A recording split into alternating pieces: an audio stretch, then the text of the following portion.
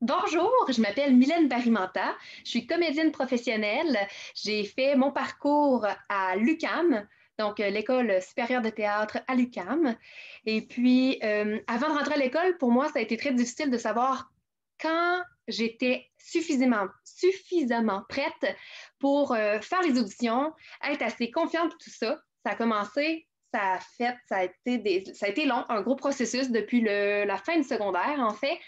J'ai eu la chance dans mon parcours d'audition de rencontrer Stéphanie Lavoie.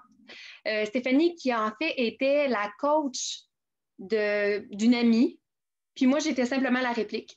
Puis par la suite, à un moment donné, j'ai eu confiance en moi, puis j'ai réussi à faire mes propres auditions, puis j'ai été acceptée à l'UQAM.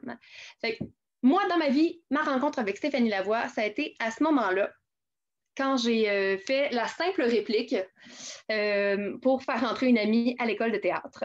Puis par la suite, j'ai eu la chance de continuer à lui parler et puis de fil en aiguille, à un moment donné, j'ai créé une compagnie avec d'autres personnes, Production du Mécène, et on a eu la chance de l'engager comme metteur en scène. Puis avec toute l'énergie qu'elle a, elle a décidé aussi, on a décidé toute l'équipe de la prendre aussi comme comédienne. Et puis, c'est là que j'ai connu la Stéphanie Lavoie, la femme qui prend de la place derrière une belle grosse valise dans la quête du nombril.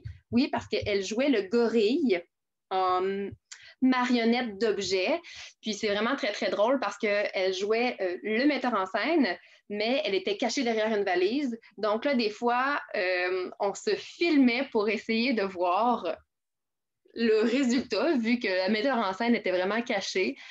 Puis ça va toujours me faire rire de l'imaginer en gros gorille, en cognant dessus son chest imaginaire de valise. Donc, vraiment, Stéphanie Lavoie, c'est bien drôle de faire ce projet-là avec elle.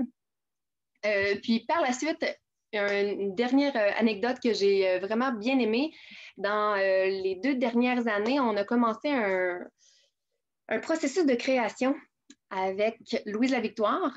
Et puis, on a eu la chance d'être payé pour faire de la création, de l'improvisation qui menait à l'écriture d'une pièce de théâtre. Donc, vraiment, cette chance-là d'être payé sur une scène, à improviser avec elle. Puis, je me souviens que souvent, j'avais vraiment envie de la laisser faire en premier.